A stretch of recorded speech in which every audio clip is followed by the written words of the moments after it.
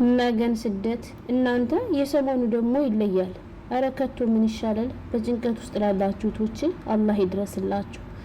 ከሰው ሀገር መሄድ ያረጋል ደንቆሮ፣ ውሻይቱን አለፌ ነከሰች እንደሮ ሲባል ሰምታችሁ ታውቃላችሁ?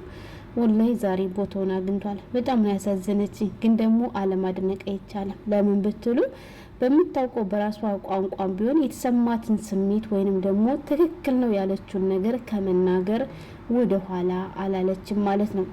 አሰላሙ አለይኩም ወራህመቱላሂ ወበረካቱ። ክርስቲያን ወገኖቼ ሰላም ብያለሁ። እንዴት ናችሁ? እኔ ያለው አልሐምዱሊላህ።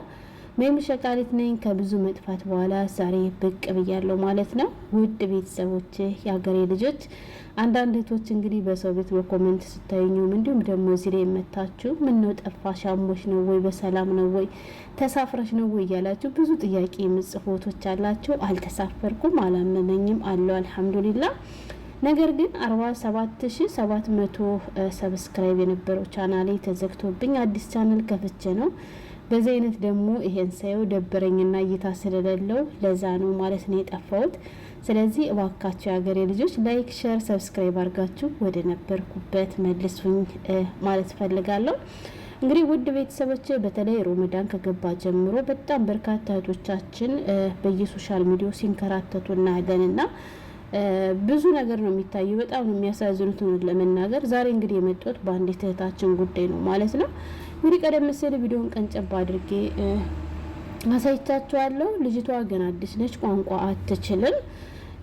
እንግዲህ ቋንቋ ስለማትችል ስራ ገብታለች። እሷ ግን የቻለችውን ያክል ያለ አቅሟን እየሰራች ባለችበት ሁኔታ እንደዚያ ሆና እያለ መዳሟ መጣችና እቃሽን ጠቅልሊ ወደ ቢሮ ልወስድሽ ነው ስትላት፣ እሷም ደግሞ በአማርኛ እኔ መሄድ አልፈልግም፣ መሄድም ካለብኝ ደላላ ትምጣና ትውሰደኝ ወይንም ደግሞ ሰውየው ለሷ ያስረክበኝ፣ ምክንያቱም ከቢሮ ያመጣኝ እሱ ስለሆነ እያለች እየተከራከረቻት ነበረ።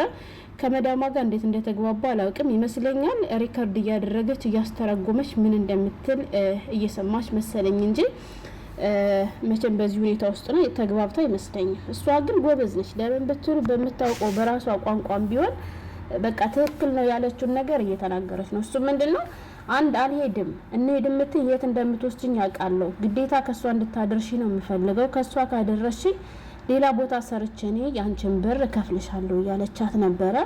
ሴትዋም ደግሞ ወደ ኢትዮጵያ መሄድ ነው የምትፈልጊው ወይንስ መስራት ነው የምትፈልጊው ስትላት፣ እኔ ወደ ኢትዮጵያ መሄድ አልፈልግም መስራት ነው የምፈልግ እያለች ነበር።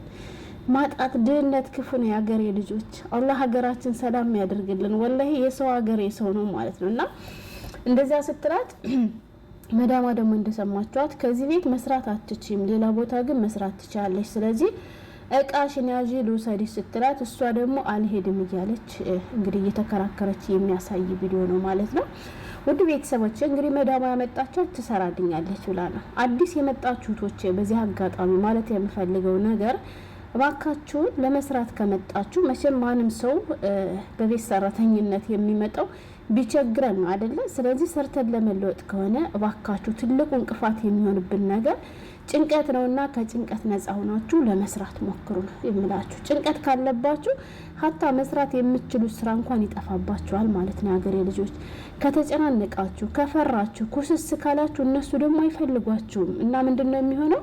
ያ 3 ወር እስከሚያልቅ ድረስ በየ3 ቀኑ በየሳምንቱ ከቤት ቤት መቀየር፣ ከአንዷ መዳም ቤት ወደ ቢሮ፣ ከቢሮ ወደ አንዷ መዳም ቤት ስትሉ ያነ 3 ወራችሁ ያልቅና ማለት ነው ያው ሁሉ ዋጋ ከፍላችሁ መታችሁ ሳትሰሩ ወደ ሀገራችሁ እንድትመለሱ ትገደዳላችሁ ማለት ነው። ስለዚህ ዋነኛው ነገር አትጨናነቁ፣ ሌላኛው ደግሞ አትፍሩ፣ ምግብም አትምረጡ፣ ያገኛችሁትን ብሉ ማለት ነው።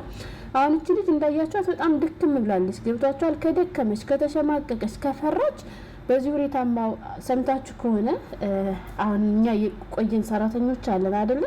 አዲስ ሰራተኛ ይዘው ሲመጡ ባረር ናት ይላሉ። ያኔ ቀዝቃዛ ፈዛዛ ነች ይላሉ። ገብቷችኋል? ስለዚህ አረቦች የሚፈልጉት ፈጠን ፈጠን ነቃ ነቃ የምትልን ሰራተኛ ነውና እባካችሁን ከመጣችሁ አይቀር ብዙ ዋጋ ከፍላችሁ ስለሆነ ከዚህ የምትደርሱት ነቃ ብላችሁ ሰርታችሁ ከዚያ ቤት እንድትለምዱ ከዚያ ቤት የመኖሪያ ፍቃድ እንዲሰራላችሁ አድርጉ ማለት ነው።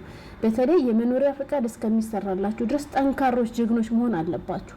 እንደዛ ካልሆነ በትንሽ በትልቁ ሆድ የሚብሳችሁ በትንሽ በትልቁ ሲናገሯችሁ የምታለቅሱ ምን የምትሉ ከሆነ ፈዛዞች ከሆናችሁ ይመልሷችኋል ወደ ቢሮ። አንዴ ደግሞ ከተመለሳችሁ እውነቴን ነው የምላችሁ ኮተቱ ብዙ ነው ማለት ነው። ስለዚህ ገና መጀመሪያ ከገባችሁበት ጠንክራችሁ እንድትሰሩ ጀግኖቹ ነው። አትጨናነቁ፣ ይለመዳል። የማይለመድ ነገር የለም። ወላሂ አይዟችሁ። በቃ ኢትዮጵያ ላይ ሆናችሁ በተለየ ቪዲዮ የምታደምጡቶች ካላችሁ ቆራጥ ሆናችሁ ዝግጁ ሆናችሁ ነው መምጣት ያለባችሁ። ከዚህ ሆናችሁ እንደምታስቡት አይደለም። ከመጣችሁ በኋላ ብዙ ዋጋ ትከፍላላችሁ።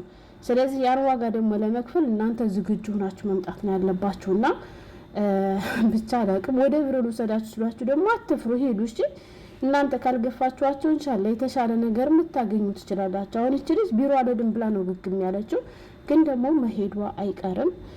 ቢወስዷችሁ የትም አይጥሏችሁ። ምክንያቱም እነሱም ስለሚጠየቁ ወደ ቢሮ ነው የሚወስዷችሁ። የደላላችሁን ስም ጠርተው እንደዚህ ሲሏችሁ እሺ ብላችሁ ሄዱ። አላህ የተሻለ ነገር ሊሰጣችሁ ይችላልና እቺ ልጅ እውነት ለመናገር በጣም ነው ያሳዘነችኝ። የሰሞኑ ይለያል በየሶሻል ሚዲያ የምናየውና በስቃይ ውስጥ ያላችሁ እህቶቼ አላህ ይድረስላችሁ እላለሁ። ይሄን ለማለት ነበር የመጣሁት። ሰላም ሁኑልኝ።